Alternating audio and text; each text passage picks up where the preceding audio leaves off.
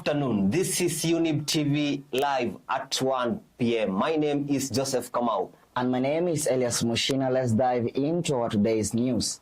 Advanced technology will greatly impact the government on revenue and infrastructure spending. Hence, the need to invest more in technology through advancing the digital economy.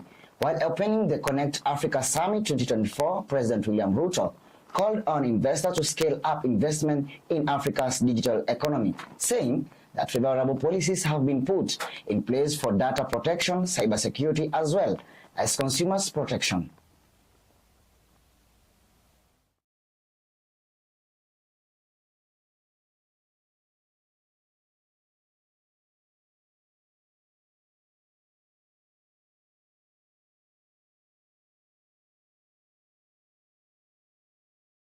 I am in full agreement with everyone here that at the heart of our digital transformation are our young talents, brilliant minds who are actively contributing to the growth of the global technology sector, marking out Africa as an indispensable hub of technological innovation.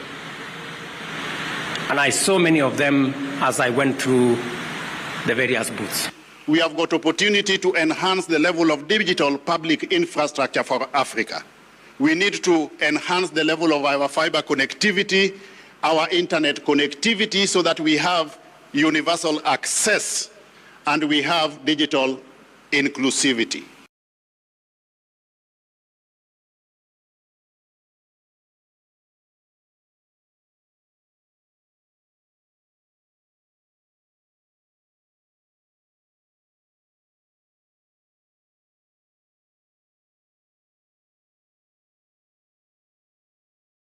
The imperative, therefore, is clear and entails determined interventions to significantly increase access to broadband services and to enhance both service, quality, and affordability.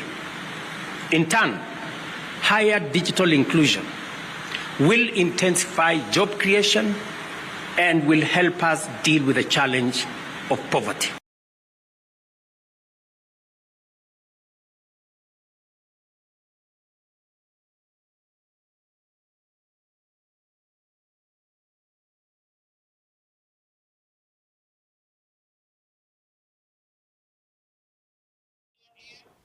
Now, on other news, Interior CS Kithure Kindiki has said that passport applications will from September the 1st take 3 days to be processed. Before then, the CS said Kenyans will from May the 1st have their passport applications processed within 3 weeks, adding that the days will reduce as time goes by.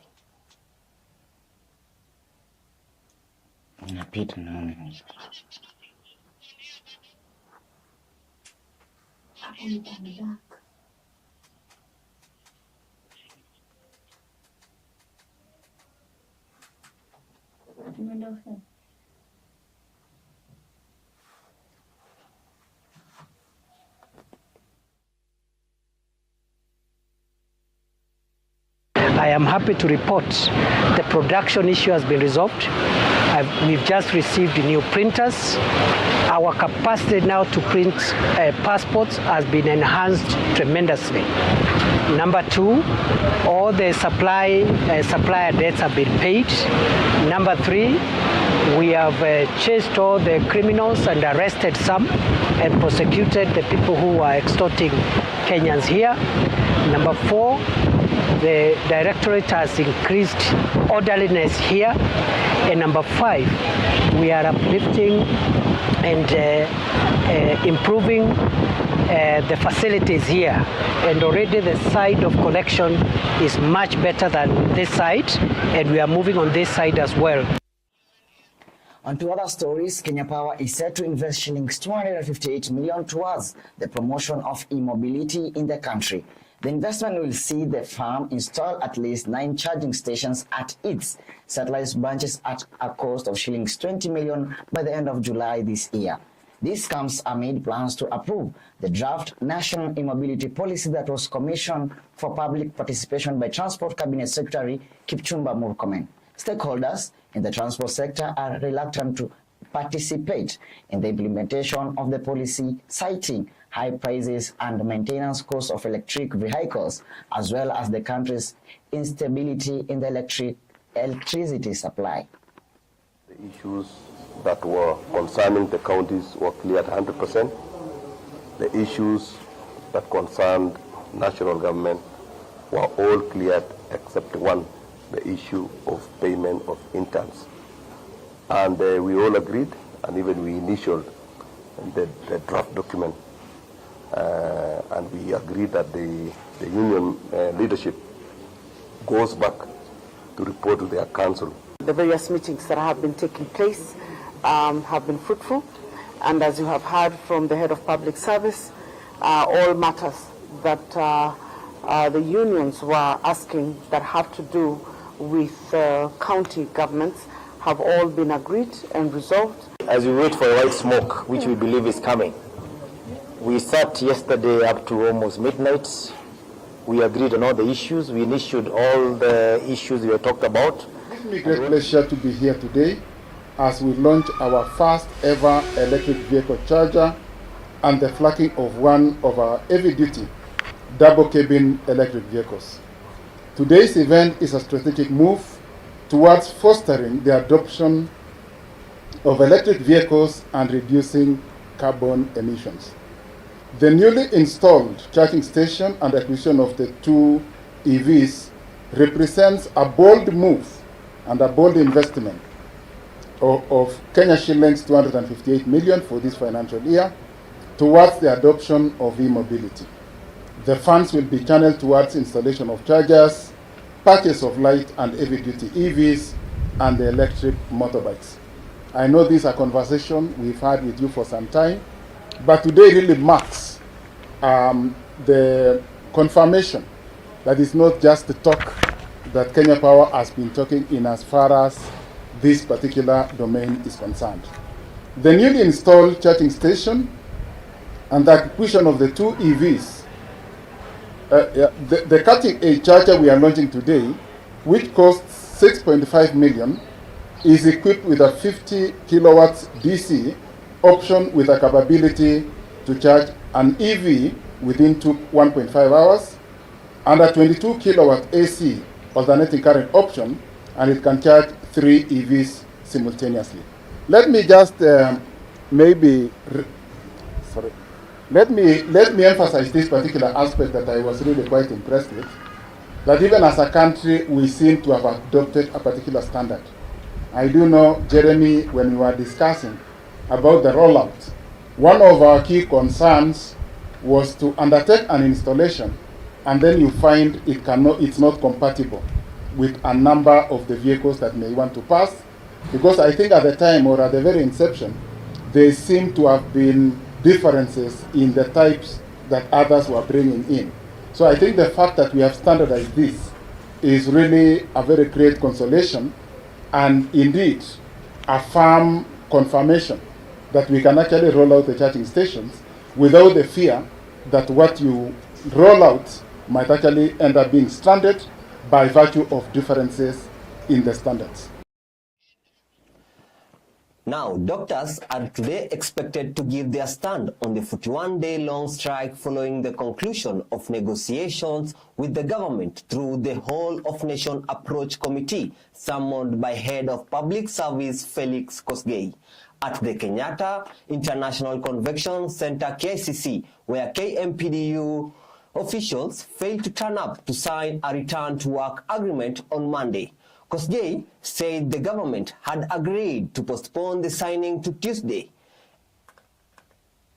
The issues that were concerning the counties were cleared 100%. The issues that concerned national government were all cleared except one, the issue of payment of interns. And we all agreed, and even we initialed the draft document. And we agreed that the union leadership goes back to report to their council. The various meetings that have been taking place have been fruitful, and as you have heard from the head of public service, all matters that the unions were asking that have to do with county governments have all been agreed and resolved. As we wait for a white smoke, which we believe is coming, we sat yesterday up to almost midnight. We agreed on all the issues. We issued all the issues we had talked about. And we want to believe that the KMPD are just being magnanimous to ensure that they have wide consultation of their members. Now we are off for a short break. We'll be back with more news update.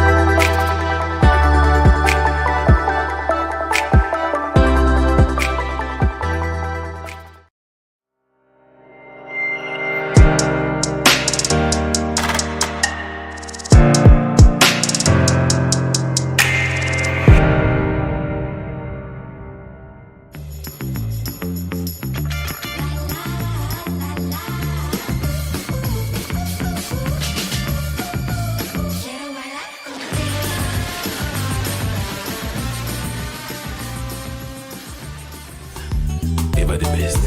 Hallelujah.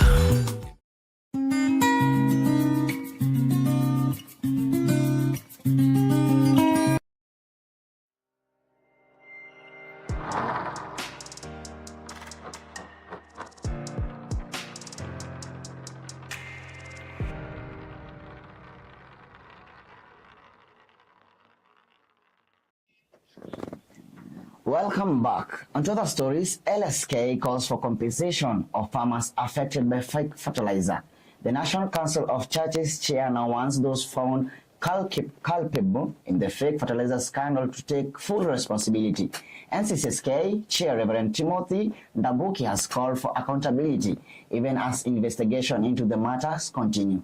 On the same note, the Law Society of Kenya is calling for compensation for farmers affected by the scam.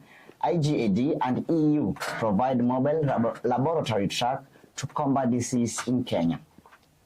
Period that we have given for the demand to the CS is a 7-day demand notice that he starts setting in place some of these recommendations that we have made, because we need to see action. He's responsible for that ministry, and we cannot keep seeing the ping-pong games that are going up and about. We need to see answers. We need to see recommendations being made, and how can farmers who have since been affected by this scandal be given reparations for the same. Sorry for that mix-up. Now, the Ministry of Health on Monday received a donation of a mobile laboratory to boost access to healthcare. The mobile laboratory, valued at 24 million, was donated by the Intergovernmental Authority on Development in partnership with the European Union. The mobile laboratory, mounted on an all-terrain lorry, promises revolutionary advancements in outbreak response and healthcare accessibility.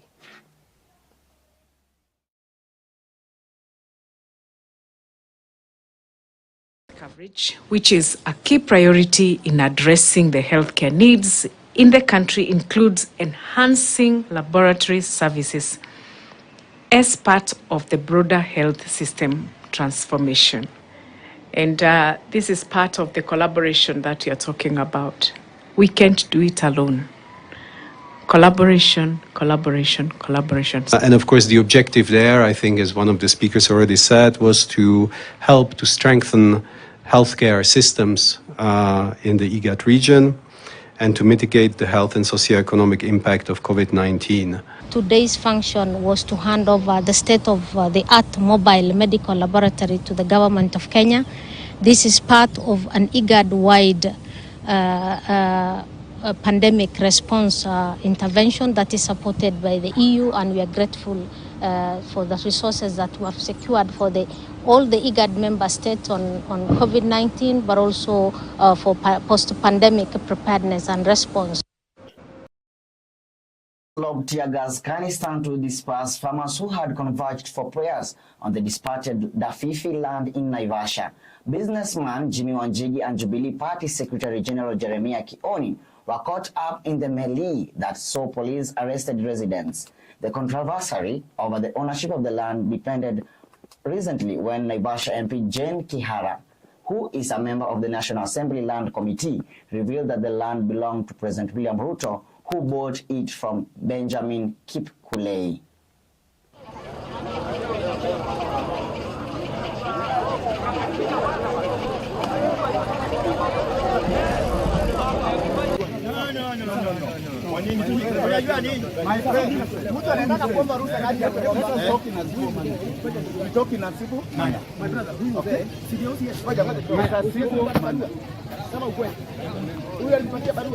Barua ya kuomba. No, barua. No. Mnasema barua ya kuomba.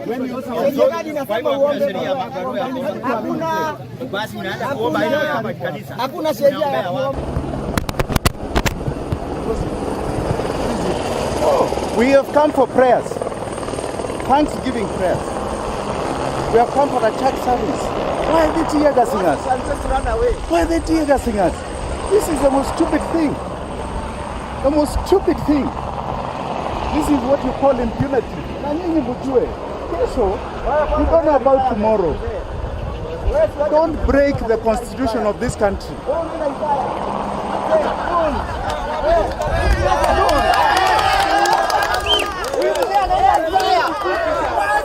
Huyu mzee anaenda retire.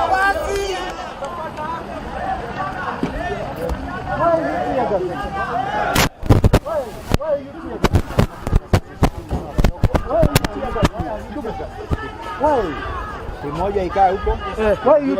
Sawa, lakini makosa ni gani? Makosa ni gani baba? Unatia gas. No, but you mwaho tia gas. There it is there. Ninywe. Why? Yake horo. No, but why? Yake horo. No, why? Why? Lakini hawezi piga bila wewe. No, nauliza why? Hapana, you are the one ordering them to go to the other side so that they can go and tear gas. Why are you tear gassing us?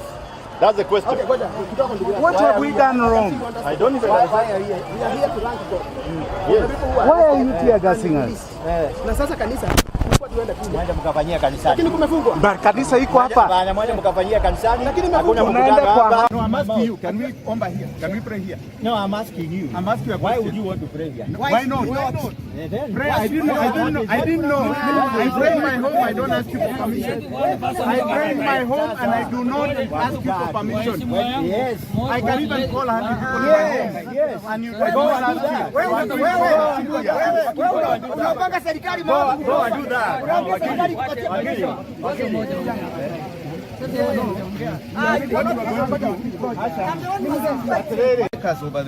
Over there, we pray. We came here to pray. And this is I'm the MCA, I'm a state officer. If they want to tear gas us when we are praying, that is up to them. Kitu ya pili.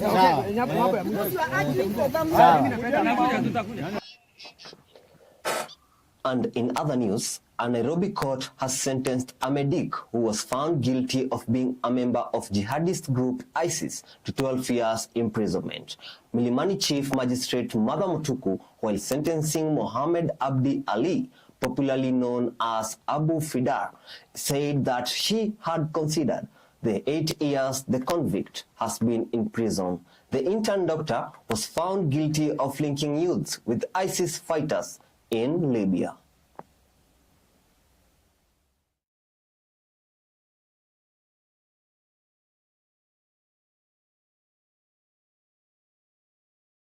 Division 15. On count 1, the accused person is sentenced to serve 12 years imprisonment. Count 3, the accused person will serve 12 years imprisonment. Count 4, the accused person will serve 12 years imprisonment. 7, 12 years imprisonment. And count number 8, accused person will serve 12 years imprisonment. Having noted that the offences were committed in a series of similar events and that the evidence cuts across the same period in time, I find that the sentence should run concurrently. Now we have come to the end of our news bulletin at 1. My name is Joseph Kamau. My name is Elias Moshina. Have a great day.